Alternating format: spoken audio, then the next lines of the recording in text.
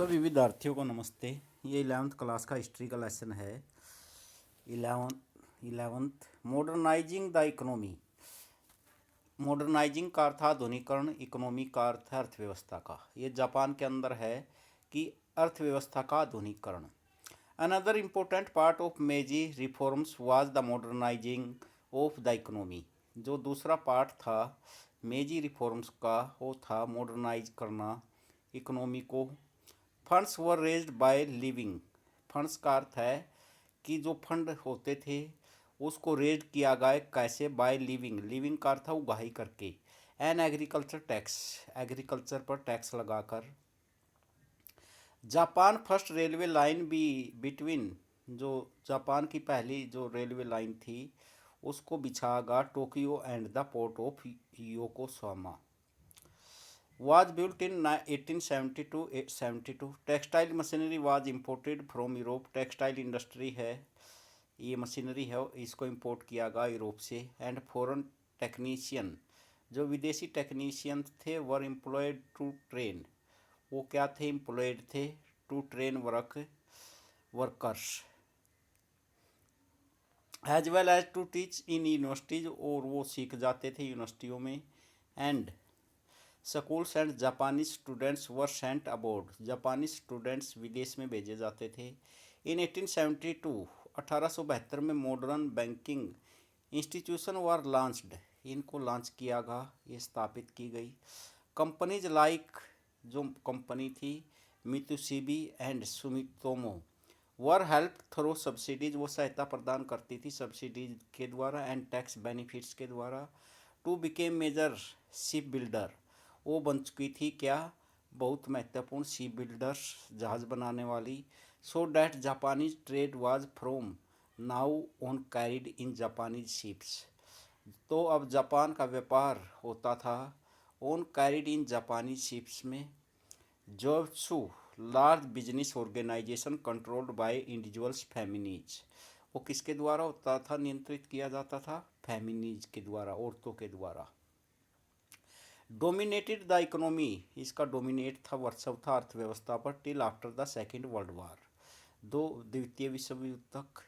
The population, जो जनसंख्या 35 million in 1872, ये हो चुकी थी 1872 में कितनी? 35 million. Increase to 55 million in 1920, ये बढ़कर कितनी हो गई? 55 लाख जो है करोड़, 5.5 करोड़ इन 1920।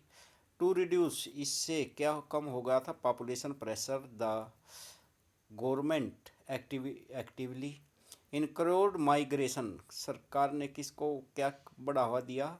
माइग्रेशन को, प्रस्थान को, प्रवास को।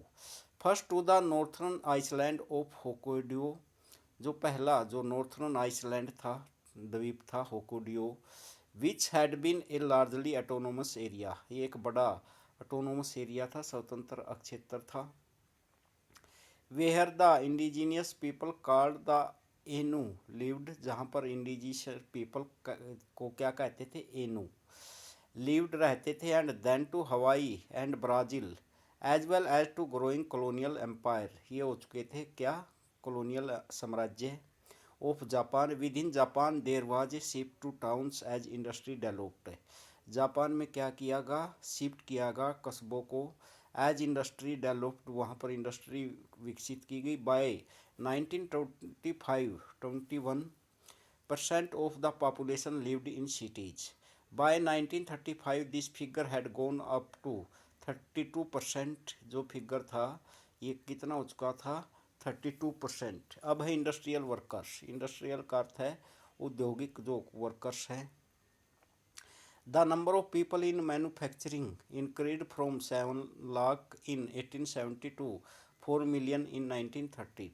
जो नंबर ऑफ पीपल थे मैन्युफैक्चरिंग के अंदर, इंक्रीज फ्रॉम 7 लाख, जो 7 लाख हो चुकी थी उनकी संख्या, इन 1872 मिलियन, जो 4 मिलियन इन 1914, इसमें कितने हो चुके थे? 40 लाख 1913 में।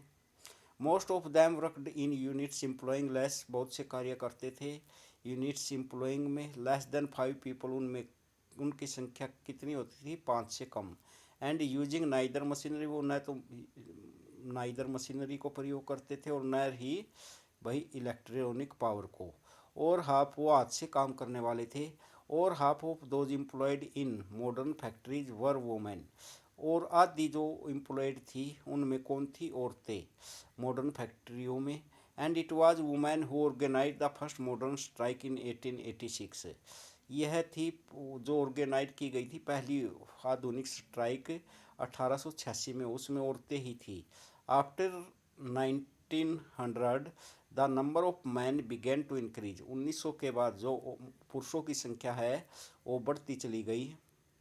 But only in the 1930 did male workers began to outnumbers women, इसमें जो है शुरुआत हो गई थी increase, but only in the 1930 did male, जो पुरुष थे वर्कर्स थे, began to outnumbers women, इससे मेल वर्कर्स की संख्या अब क्या हो चुकी थी, औरतों की अपेक्षा बढ़ने लगी थी। The size of factories also began to increase, जो साइज था फैक्ट्रियों का वो भी बढ़ता चला गया। इसमें factories employing more than 100 workers just over 1000 in 1909, इसमें अब जो सैकड़ों वर्कर होते थे अब कितने हो गए, 1000 1909 में, jump to over 2000 by 1920 and 4000 by 1930।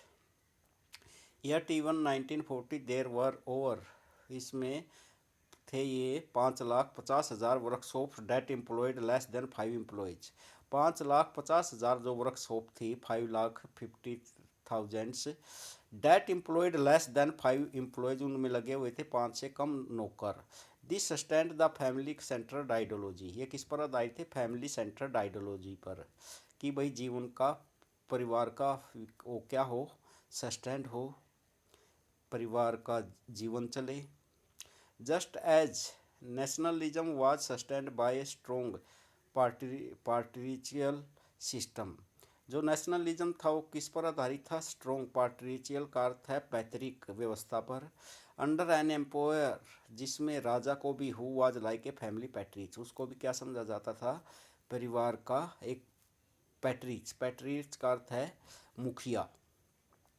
The rapid and unregulated growth of industry, जो रैपिड था और अनरेगुलेटेड ग्रोथ था इंडस्ट्री का, and the demand for natural resources, और मांग की गई किसकी, नेचुरल रिसोर्सेज की, सच एज टिम्बर, लकड़ी के रूप में, लेड टू इन्वायरमेंटल डिस्ट्रक्शन, जिसके कारण क्या हुआ, इन्वायरमेंटल का विनाश हुआ। इसमें Tanaka Shozo elected to the first house of representative, Tanaka Shozo को चुनागा first house of representative. Launch the first agitation, इसने लॉन्च की पहली एजिटेशन, आंदोलन अगेंस्ट इंडस्ट्रियल पोल्यूशन के विरुद्ध में इन 1897 में, with 800 villagers in a mass protest forcing the government to take action. अब अग्रेसिव नेशनलिज्म, अग्रेसिव का अर्थ है आक्रमणकारी, जो है राष्ट्रवाद, आक्रामक राष्ट्रवाद। द मेजी कॉन्स्टिट्यूशन, जो मेजी का कॉन्स्टिट्यूशन था, was based on a restricted franchise and created a diet, इसने निर्माण किया था डाइट का। द जापानी use the German word for parliament because of the influence of German legal ideas with limited powers. The leaders who brought about the imperial restriction continued to exercise, इन्होंने जारी रखा exercise power and even establish political parties. Between 1918 and 1931 popularity elected prime minister formed cabinets, वो जो popularity पर आधारित प्रधानमंत्री थे वही कैबिनेट बनाते थे।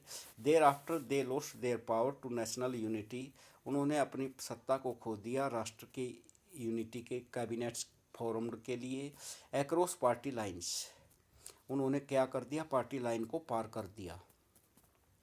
The empire was the commander of the forces, ये एम्पायर क्या हो सकता था, कमांडर ऑफ द फोर्सेज, सेना का commander. And from 1890 this was interpreted, इसमें 1890 में व्याख्या की गई थी किस बात की, कि भाई to mean that the army and the navy had independent control, इनका क्या होगा, इनका इंडिपेंडेंट नियंत्रण होगा इनका। In 1819 the prime minister ordered that only serving generals and admirals could become minister. Prime minister ने ऑर्डर दिया कि केवल जो सेवा में जनरल है और एडमिरल है वही क्या बन सकते हैं, minister. The strengthening of the military together with the expansion of Japan colonial empire was connected with the fear that Japan was at the mercy of western power. Japan क्या था, was the at the mercy of western power. Japan किसकी mercy पर था, western powers की. This fear was use to silence opposition. ये डर क्या करता था, प्रयोग किया जाता था साइलेंस करने के लिए opposition to military expansion and to higher taxes to fund the armed forces. जो क्या करते थे, इसके लिए हाई टैक्सीज दिया जाता था आर्म्ड फोर्सेज को.